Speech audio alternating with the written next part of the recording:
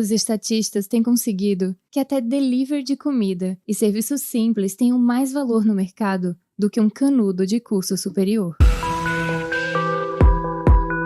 Este é o Visão Libertária, sua fonte de informações descentralizadas e distribuídas.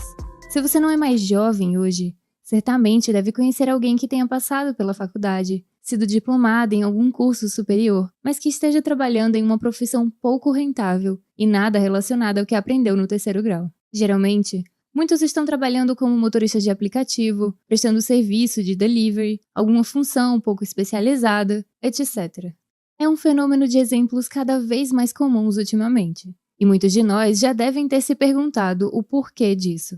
Mesmo tendo se esforçado vários anos para ter um conhecimento profissional específico, muitos estão em um emprego que não gostam e que não escolheram, que não exige o quanto aprenderam ao estudar, e ainda, para piorar, podem estar pagando o financiamento do curso universitário. A ideia era melhorar de vida, mas infelizmente não foi isso que aconteceu. Sem gastar muito tempo, dá para achar no YouTube muito conteúdo a respeito disso. Muitos desabafos de quem vive essa chatice. Quem tiver um tempinho, veja os comentários dos vídeos. Dá para ver um monte de gente culpando a ganância das empresas, que, como dizem, só querem saber de explorar o trabalhador. Que quem não queira ser abusado, fique de fora desse mercado selvagem, cruel e desumano. Tem gente xingando as empresas de capitalistas gananciosas, de não estarem dispostas a investir no treinamento de jovens sem experiência e, portanto, condenando o recém-formado ao desemprego. E tem também os que reclamam de que elas só querem contratar os que são indicados por alguém já contratado. No geral, a culpa é sempre do maldito capitalista malvadão. Mas será mesmo? Você acha que é só coincidência a imprensa e os professores universitários, sob o currículo do MEC, falando de economia segundo a vertente mainstream keynesianista da escola de John Maynard Keynes, que foi um socialista inglês que defendia a intervenção econômica estatal na sociedade, dizerem a mesma coisa? Já ouviu o que a escola austríaca de economia diz sobre isso? Quando aprender, vai entender por que governos rejeitam tanto essa escola de pensamento. Para começar, vamos ver a relação do ensino superior com o mercado de trabalho em um contexto de liberdade, de mercado sem intervenção da máfia estatal. Todos nós, que cursamos escolas aqui em Banânia, crescemos ouvindo professores e jornalistas famosos na mídia tradicional dizerem que o Brasil é um país pobre porque não investe em educação. Aí jogam os exemplos do Japão e Coreia do Sul, que investiram super em educação e então conseguiram elevar suas economias aos níveis do primeiro mundo e blá blá blá. Aí quando você mostra que aqui o gasto com educação é proporcionalmente ao PIB muito maior do que esses países gastam, as acusações mudam para desonestidade, corrupção, neoliberalismo, imperialismo, desigualdade, capitalismo, mas nunca ao sistema centralista, nem ao interesse estatal de subjugar todo mundo que não faz parte dele. Na juventude escolar daqui, todo mundo é levado a acreditar firmemente nessa explicação de que falta dinheiro para a educação. O autor desse comentário aqui, durante o ensino médio, conheceu uma professora defensora ferrenha do capitalismo, que havia feito mestrado em contabilidade lá no paraíso socialista da América Latina, em Cuba 1.0, ou Castrolândia, que é o nome correto da ilha. Ela contou que se surpreendeu ao ver um puxador de rickshaw que se comunicava em 4 idiomas e tinha diploma de química. Rickshaw é como uma charrete puxada por uma pessoa, muito usada para transportar pessoas da elite socioeconômica, mais ou menos como os tuk-tuk na Índia que levam turistas. Mas ao contar isso, ela explicou que educação por si só não adianta nada se não houver um ambiente empresarial suficientemente livre para ser competitivo e fazer a economia crescer. O que faz a economia crescer é um ambiente livre de mercado, porque só assim tem espaço para o que é realmente essencial para prosperar, a geração de valor, que só as pessoas, sejam individualmente ou organizadas como empresas, conseguem fazer. A função empresarial, antes de tudo, é ter lucro. O crescimento acontece pela consequência de ter que atender necessidades. É nas trocas que cada parte fica melhor. Como explica o economista espanhol Jesús Huerta de Soto, no livro A Escola Austríaca, a função empresarial nada mais é do que a possibilidade inerente ao conceito de ação humana, pela qual o indivíduo pode perceber ao seu redor quais as oportunidades que ele tem de empreender para atender a demanda das pessoas. A consequência principal de uma ação empresarial bem-sucedida é a geração de riqueza, que na maioria absoluta dos casos, ocorre por meio da geração de emprego, que é uma divisão de trabalho que visa a melhor relação de custo com a mão de obra, remuneração, relacionamento e especialidade. E na medida em que a economia cresce e mais demanda aparece, a mão de obra especializada floresce. Mas precisamos aqui fazer algumas observações. A primeira é que especialização não é sinônimo de faculdade, diploma, selinho de qualidade, cadastro em conselho regulador, nada disso. Existem níveis diferentes de especialização. E dá para saber qual a relação entre ensino superior e mercado de trabalho no livre mercado? Só os indivíduos envolvidos na tarefa sabem com precisão. Quem pode definir se precisa ou não de mão de obra com ensino superior, pós-graduação, mestrado, doutorado com prêmio acadêmico é, em primeiro lugar, quem quer contratar, porque sabe bem dos problemas que tem para resolver, conforme a demanda que percebe nos públicos que quiser atender. E muitas vezes não importa para quem contrata como o profissional aprendeu, mas sim se ele sabe fazer, o reconhecimento que teve, os objetivos técnicos que alcançou, para mostrar que ele é uma boa opção para ser contratada. E a segunda coisa é que também por meio da função empresarial no ramo educacional, observando o mercado, vão sendo criadas vagas para quem quer aprender habilidades de atuação profissional. E vendo pelo lado de quem vai trabalhar, cada um aprende onde pode e precisa aprimorar conhecimento para então vender a sua mão de obra. Em princípio, cada um é que deve saber se vai buscar isso numa faculdade, em cursos não acadêmicos ou se será sozinho pela prática. Tanto faz. Tudo muito bem, tudo muito bom. Mas aí entra um fator historicamente negativo. A visão irrestrita das coisas que os parasitas públicos usam para alimentar a demagogia. Pelo funcionamento do sistema democrático, eles precisam fingir que se importam com as pessoas, ao mesmo tempo que estão limitados pela estrutura centralista do Estado, que só vive de predação e parasitagem.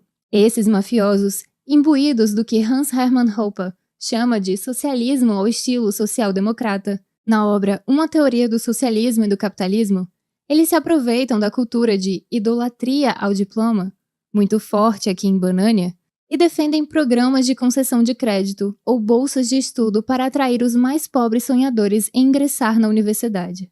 Com isso, os diplomas acabam perdendo valor, porque muitos acham que devem necessariamente cursar bacharelado, depois uma pós-graduação, e assim vai, só para tentar engrandecer o currículo, gerando um ciclo vicioso de aumentar níveis de graduação que acabam sendo banalizados.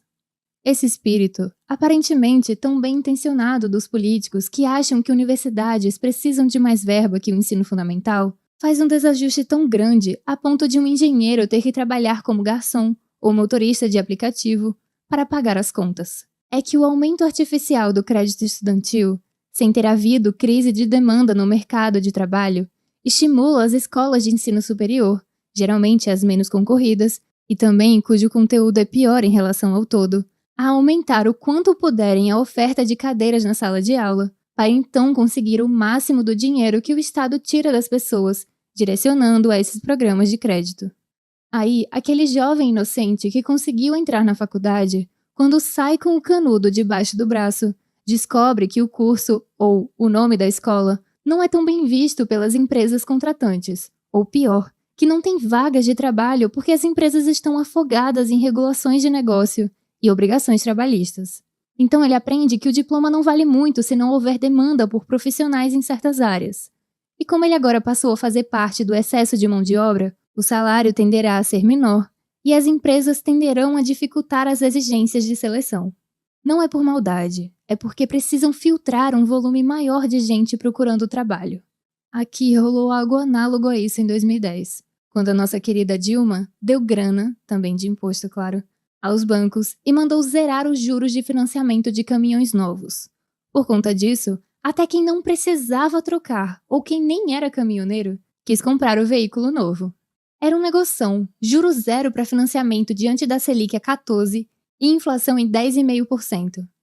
Mas e a demanda por transporte? Tinha aumentado para que esses novos caminhoneiros rodassem cheios? Não. Por isso, como tinha tanto caminhoneiro querendo fazer fretamento, aumentou a concorrência entre eles. E o que sempre acontece quando aumenta a concorrência? Isso mesmo, o preço cai. Foi por isso que fizeram greve querendo frete mínimo, por tabela, e isenção de imposto em combustível.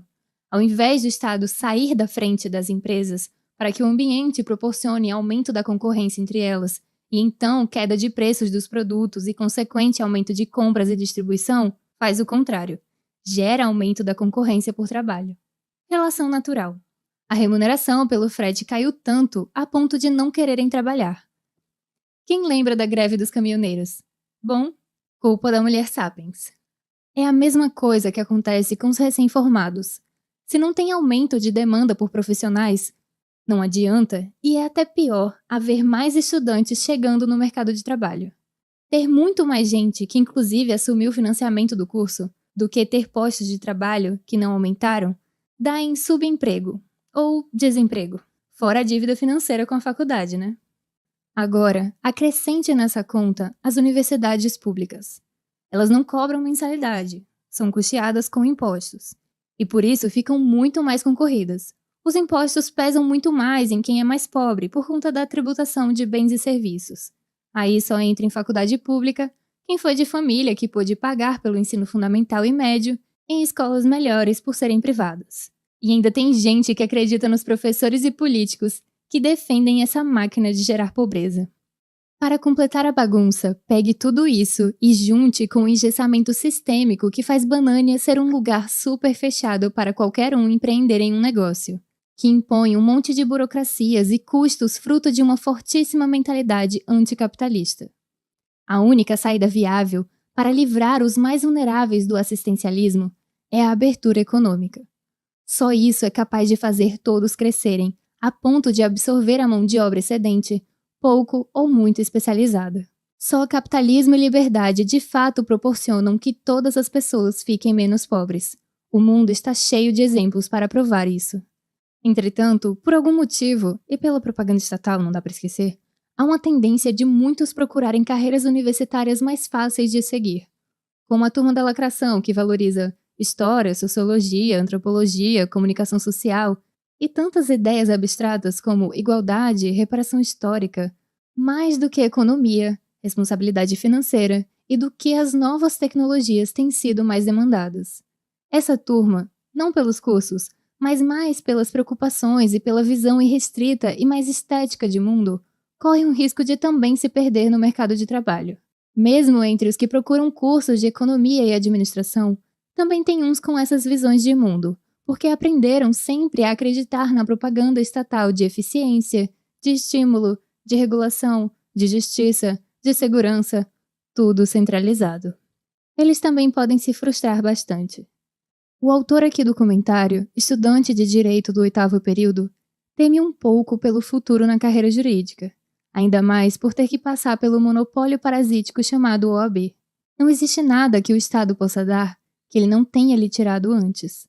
Ele não consegue produzir algo porque é só uma ideia, uma conformação mental, de que um grupo central e pequeno de pessoas podem coagir o resto, determinando regras e usando a força para fazer cumpri-las, sempre levando ao aumento de poder. E por ele não poder produzir, o resultado final é que só pode destruir. Por isso, sempre que essa ideia é aplicada, todos que não estão relacionados às suas ferramentas e infraestrutura tendem a perder. O jeito é trabalhar como puder, sempre valorizar o aprendizado, conquistar funções mais demandadas e nunca deixar de investir em si mesmo, seja para agora ou para depois. Seu tempo é precioso. Invista nele com qualidade.